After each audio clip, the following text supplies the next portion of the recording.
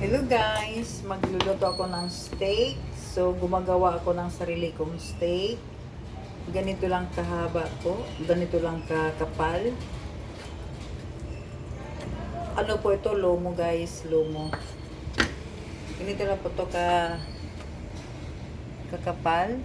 Tapos sunny side natin. Pagpatuloy din.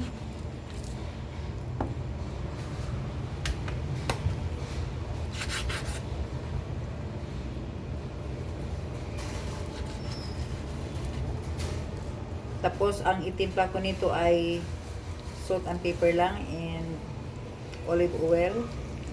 Tapos, pwede ko to i-stock sa freezer.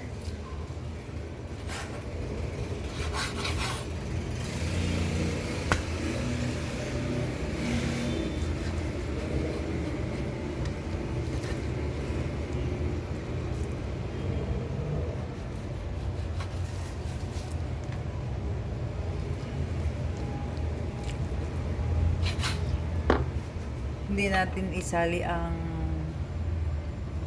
kanyang balat.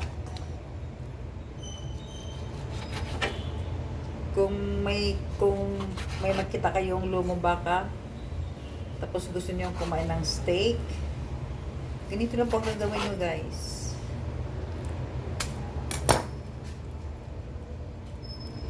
Then, ang gagawin ko ay aking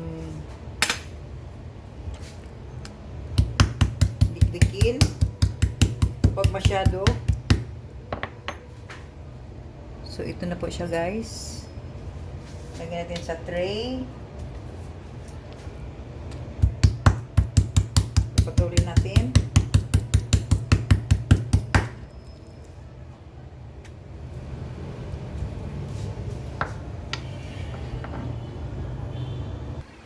Ito na po yung nagawa ko.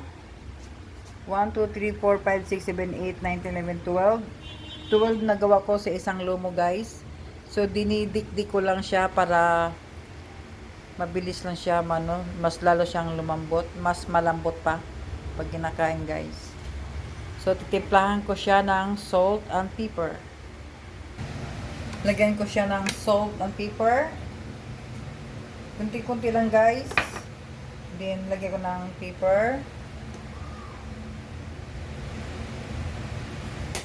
Tapos, lagyan ko siya ng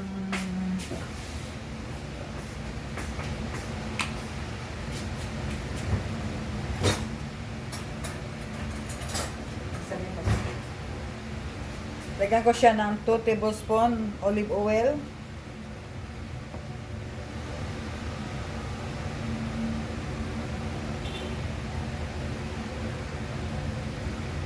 Sa isang side lang po niyan guys, 2 tablespoon oil.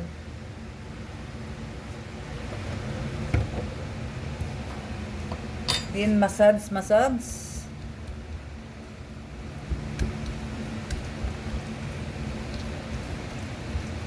Ganun lang ka easy guys. Then baliktarin natin sa kabilang side naman. So, wag niyo i-ano yung kamay ko kasi naghuhugas po ako ng mabuti. Baliktarin natin.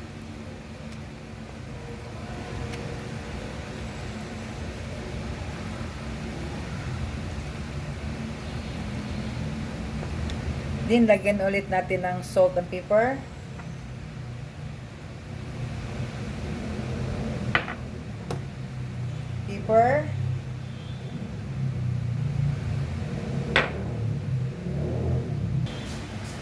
Then, gagawa tayo ng tablespoon olive oil, guys.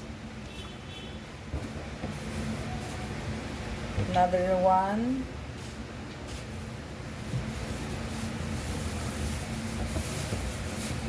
Thank you, Deros. Walay inanak tay.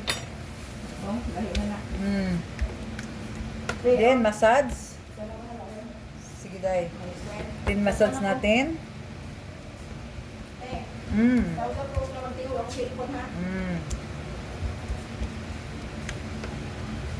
Ganun lang ka-easy, guys. Ito na yung steak na ako ang gumagawa. Iba din yung steak na steak slice talaga. Ito is ako ang gumagawa. Homemade by Dory. Ilalagay ko sa Tupperware kasi ilalagay ko to sa freezer, guys. So double top ano siya. Nilagyan ko siya ng cling wrap.